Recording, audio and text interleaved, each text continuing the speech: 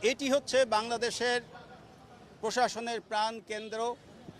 এখানে কোনো ধরনের সভা সমাবেশ মিছিল মিটিং করার অনুমতি নাই।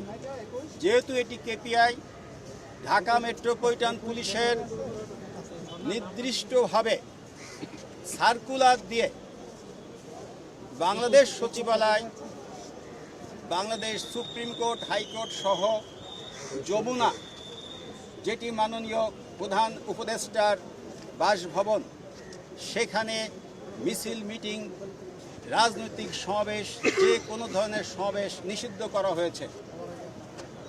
আমরা গতকাল এবং আজকেও এই মেসেজটি তাদের দেওয়ার চেষ্টা করেছি যে আপনারা কোনো ধরনের বিশৃঙ্খলা এখানে সৃষ্টি করবেন না, কোনো ধরনের আইন শৃঙ্খলা পরিস্থিতির অবনতি ঘটে এ জাতীয় কোনো কর্মকাণ্ড আপনারা করবেন না। গতকালকেও তারা আইন ভঙ্গ করে এখানে উপদেষ্টাকে জিম্মি করে তাদের হীন ও চরিতার্থ উদ্দেশ্য চরিতার্থ করার চেষ্টা করেছে। এটি আমরা মনে করি ভিন্ন অর্থে ভিন্ন খাতে একটি প্রবাহিত করার ষড়যন্ত্র কিনা আমরা সেটি খতিয়ে দেখছি। আজকে আপনারা দেখেছেন আমরা তাদেরকে বিভিন্নভাবে গতকালকে মেসেজ দেওয়া সত্ত্বেও, গতকালকে উপদেষ্টা এবং সচিব মহোদয়ের বারবার আশ্বাস দেওয়া সত্ত্বেও তারা এগুলো কর্ণপাত করেন নাই এবং কাউকে ওনারা ঠিক রেসপন্স করেন নাই। ঠিক ওই অর্থে প্রশাসনের কোনো কথাই তারা কর্ণপাত করেন না। তো আজকে আবার যখন তারা একই পরিস্থিতি সৃষ্টি করতে চেয়েছে, আমরা তাদেরকে সময় দিয়েছি। আপনারা দেখেছেন আমি নিজেও ঘোষণা দিয়েছি, তারা সেখানে কর্ণপাত করে না। তারা এ ধরনের মিছিল অথবা সমাবেশ, যেটা বেআইনি কর্মকাণ্ড, সেই বেআইনি কর্মকাণ্ডকে তারা অব্যাহত রেখেছে।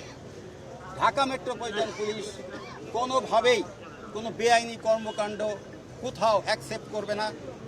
আপনারা এই আগেও দেখেছেন, আমরা এখনও আপনাদের মাধ্যমেই বলতে চাই, যতগুলো কেপিআই রয়েছে, বিশেষ করে যমুনা, বাংলাদেশ সচিবালয়, সুপ্রিম কোর্ট, হাইকোর্ট, এবং যখন মাননীয় কমিশনার স্যার সার্কুলার দিয়ে যে সমস্ত এলাকায় মিছিল মিটিং সমাবেশ শোভাযাত্রা পথসভা নিষিদ্ধ করেন, ওই সব এলাকায় যাতে আপনারা কোনো ধরনের আইন ভঙ্গ না করেন, সেজন্য আমি আপনাদের মাধ্যমে সবাইকে এই মেসেজটি দিতে চাই যে আইন আপনারা কেউ হাতে তুলে নেবেন না। বর্তমান সরকার বিভিন্ন কর্মচারীদের দীর্ঘদিনের পুঞ্জীভূত সমস্যার কিন্তু সমাধান করে যাচ্ছে। যে কোনো সমস্যার সমাধানের একটি লিগ্যাল পথ রয়েছে, এটি লিগ্যাল ওয়ে রয়েছে। কিন্তু আপনি যখন যানবাহন চলাচল বন্ধ করেন, পথচারীদের বিঘ্ন সৃষ্টি করেন, মানুষের নিরাপত্তাহীনতার কারণ হয়ে দাঁড়ান, প্রশাসনের কেন্দ্রবিন্দু সেখানে যখন আপনি বিশৃঙ্খলার চেষ্টা করেন, তখন অবশ্যই আইন তার নিজস্ব পথে চলবে। আমরা আইনানুগ ব্যবস্থা, তিনি যেই হন, যত বড় ক্ষমতাশালী হন না কেন, আইন যিনি ভঙ্গ করবেন তাকে আমরা আইনের আওতায় নিয়ে আসব। এই মুহূর্তে আমরা এই অন দ্য স্পট 4 জনকে গ্রেপ্তার করেছি, এটা আপনারাও দেখেছেন। আর এখানে বাকিরা, এবং এই বিষয়ে আমরা আসলেই যাচাই বাছাই করে দেখব কার কতটুকু দায় দায়িত্ব রয়েছে। গতকালকের ঘটনা, আমাদের কাছে ভিডিও ফুটেজ রয়েছে, আপনাদের কাছেও রয়েছে, যারা সাংবাদিক ছিলেন আপনারা জানেন। গতকালকেও আমি দুইবার তাদেরকে আমি শান্তিপূর্ণভাবে সমাবেশ শেষ করার জন্য বলেছিলাম, কিন্তু তারা কিন্তু সেই বিষয়টি তারা আমলেই নেয়নি। সুতরাং আমরা এই মুহূর্তে যাদেরকে নেওয়া হয়েছে অন দ্য স্পট, যারা আইন ভঙ্গ করেছে, শুধুমাত্র আমরা তাদেরকে বেছে বেছে কয়েকজনকে নিয়েছি।